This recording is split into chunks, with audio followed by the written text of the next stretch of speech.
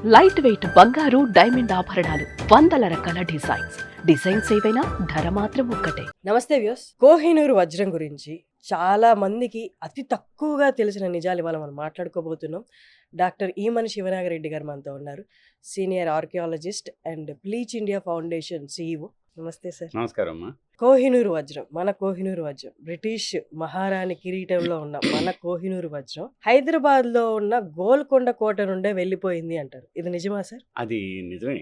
గోల్కొండ వజ్రాన్ని మనం ఏమంటామంటే చేజారిన తెలుగు వెలుగు కోహినూరు వజ్రం అని చాలామంది బాధపడుతూ ఉంటారు. అది నిజమే. ఎందుకు అంటే అది తెలుగు నేలపై వెలికి తీయబడింది. తెలుగు నేల నుంచి బయటకు వచ్చి ప్రకాశించినప్పుడు సూర్యకాంతి కూడా వెలవెలబోయింది అన్న వర్ణనలు గతకాలపు రచనల్లో ఉన్నాయి మనకి. అసలు దీని ఉనికి ఎలా తెలిసింది అనేది కూడా చాలా విచిత్రంగా ఉంటుంది. అయితే మీరు ఇందాకన్నా గోల్కొండ నుంచి వెళ్ళిందంటే నిజంగా గోల్కొండ నుంచి వెళ్ళింది. అది ఒక ప్రస్థానం మాత్రమే. అయితే ఇది ప్రస్తుతం బ్రిటిష్ మహారాణి కిరీటంలో పొదగబడి అత్యంత భద్రత నడుమ ప్రదర్శనలో ఉంది. ఇక్కడ క్రిస్టల్ ప్యాలెస్ లండన్లో.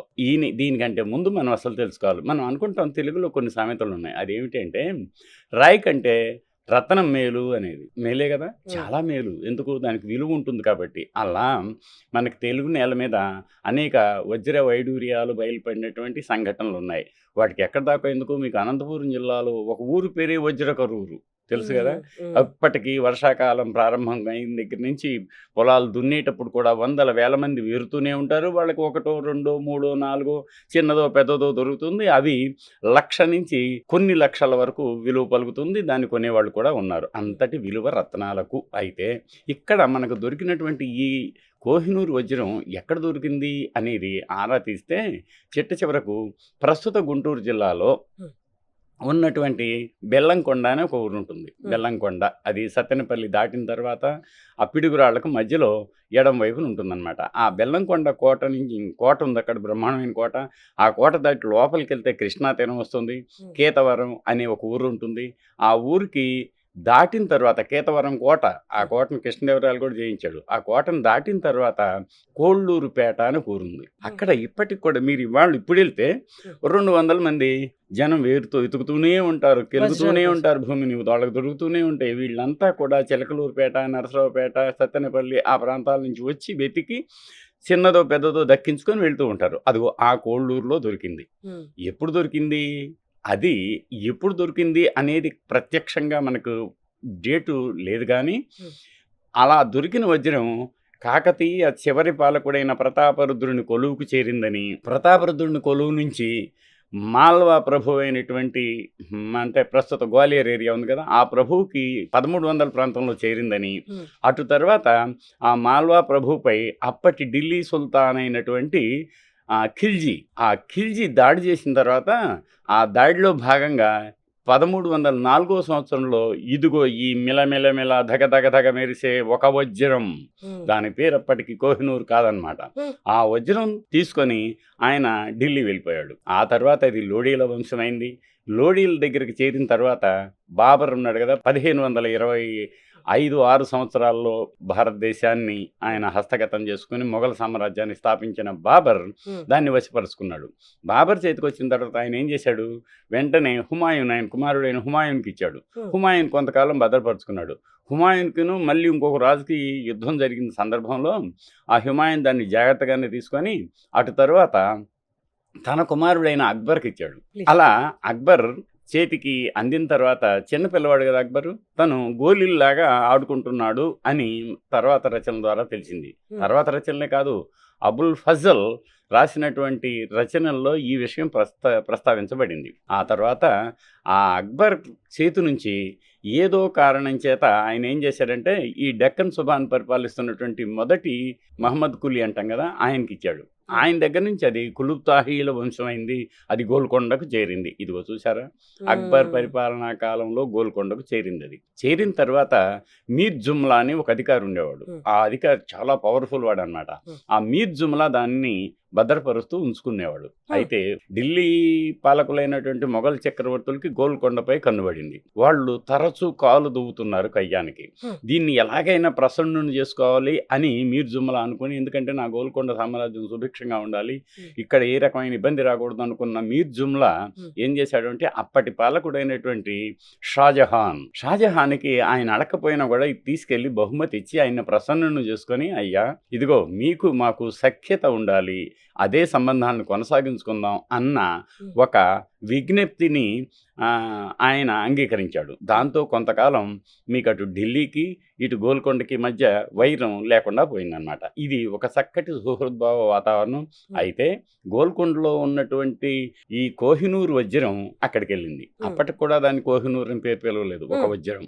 ఆ తర్వాత ఏమైందంటే గోల్కొండ నుంచి షాజహాన్ దగ్గరకు ఉన్నప్పుడు పర్షియన్ రాజు అయినటువంటి నాదిర్ షా, ఆయన చిట్ట చివరి మొఘల్ చక్రవర్తి పాలనలో నాదిర్ షా చేతికి 1739వ సంవత్సరంలో వచ్చింది.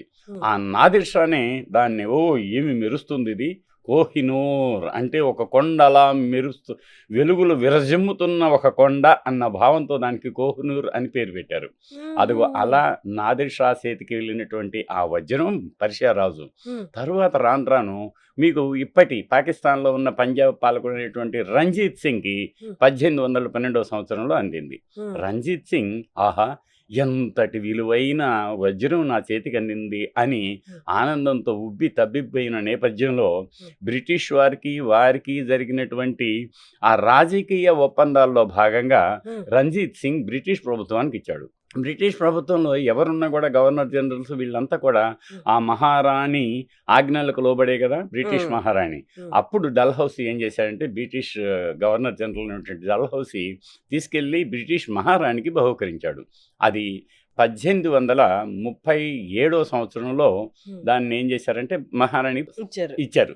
ఇచ్చిన తర్వాత కొంతకాలానికి అది క్రిస్టల్ ప్యాలెస్లో అలా ప్రదర్శనలో మాత్రం ఉంది.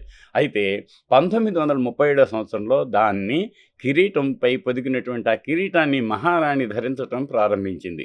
ఇటీవల మరణించిన మహారాణి కూడా దాన్ని ధరించినటువంటి అనేక ఫోటోగ్రాఫ్లు మనం చూస్తూ ఉంటాం. అదిగో అది నేపథ్యం చూశారు కదా. 1952 నుంచి ఆవిడ ధరిస్తూనే ఉంది అనువంశికంగా. ఇది ఏ మహారాణి అయితే ఆ మహారాణికి సొంతంగా లభించినటువంటి ఒక అమూల్యమైన తెలుగు వెలుగు కోహినూర్ వజ్రం యొక్క ప్రస్థాన ప్రారంభ వికాసాలు. కానీ సార్ ఇండియా అంటేనే వజ్రాలకి, వైడూర్యాలకి, ముత్యాలకి, రత్నాలకి పెట్టింది పేరు. కానీ కోహినూర్ వజ్రానికి ఎందుకు అంత ప్రాముఖ్యత? అంత ప్రాముఖ్యత ఎందుకు ఉంది అంటే ఏ విలువైనా సరే, ఇప్పుడు బంగారం ఉంది, మనం బంగారం ఎన్ని క్యారెట్లు అని అడుగుతాం కదా, మనం 14 క్యారెట్ల 24 క్యారెట్ల ఏదో ఉంటుంది ఆ విలువ. కాబట్టి ఈ వజ్రాలకు కూడా క్యారెట్లో విలువ ఉంటుంది. దీనికి మొత్తానికి కలిపి ఏమైందంటే ఇది 106 క్యారెట్ల విలువ కలిగింది. అయితే అంతర్జాతీయ మార్కెట్లో దీన్ని గనక వేలం వేస్తే అప్పటి వరకు ఒకసారి మార్కెట్ విలువ తెలుసుకుందామని దీని విలువ గురించి ఒక ప్రకటన చేస్తే ఒక వ్యాపారి 406 కోట్లకు నేను కొంటాను అని ముందుకొచ్చాడు. చూసారా, ఒక చిన్న వజ్రం 406 కోట్ల విలువైంది. ఇప్పుడు ఇంకా విలువ పెరిగింది దానికి. అదిగో అంతటి విలువైనటువంటి వజ్రం. కాబట్టి ఎవరైనా ఇది నేను దక్కించుకుందాం అని అనుకుంటారు కదా. ఇప్పుడు ఆడి కార్, అయ్యో ఈ కార్ నా దగ్గర ఉంటే ఎంత బాగుండని మనం ఎలా పోటీ పడతామో అలా చాలామంది ఆ వజ్రం కోసం పోటీ పడ్డారు. కానీ ప్రస్తుతం అది బ్రిటిష్ వారి చేతిలో ఉంది కాబట్టి, అది ప్రభుత్వ అధీనంలో ఉంది కాబట్టి అది ప్రస్తుతం బ్రిటిష్ వారి సొంతమనే అనుకోవాలి. సార్, మన ఇండియా, మన భారతదేశపు భూమి నుండి తీయబడింది కోహినూర్ వజ్రం. అలాంటి కోహినూర్ వజ్రం మళ్ళీ తిరిగి భారత్కి వస్తుందంటారా? ఇది ఏమైందంటే మీకు 2010 ప్రాంతంలో మన భారతీయ పార్లమెంటు నుంచి వారికి ఒక విజ్ఞప్తి వెళ్ళింది. అప్పుడు కెమెరాన్ అని ఆయన ప్రధానిగా ఉండేవారు. వారు ఏమన్నారో తెలుసా, మీరు అడిగింది సబబే, కానీ ఇలా మా దగ్గర ఉన్నవన్నీ కూడా అటు అమరావతి బ్రిటిష్ మ్యూజియంలో ఉన్నటువంటి అమరావతి శిల్పాలు, ఆసియా నుంచి వచ్చినటువంటి అనేక కళాఖండాలు, అటు మన ఈజిప్ట్ నుంచి వచ్చేటువంటి అపురూప కళాఖండాలు, ఈ ప్రతి కళాఖండాన్ని ఏ దేశానికి ఆ దేశం ఇస్తే మా దగ్గర ఇంకా ప్రదర్శించడానికి ఏముంటుంది? అయినా మీ దేశానికి చెందిందే, అందరికీ తెలిసిందే, దాన్ని మేము భద్రపరుస్తూ ఆ గత కాలపు వైభవ ప్రాభవాలకు మేము అత్యంత విలువనిస్తూ కాపాడుతున్నాం కదా అని ఒక్క సమాధానం తప్ప ఇస్తాము అన్న సమాధానం మనం దక్కించుకోలేకపోయాం. Thank you sir, thank you so much. చాలా చాలా మందికి తెలియని నిజాలు చాలా చక్కగా చెప్పారు. Thank you sir.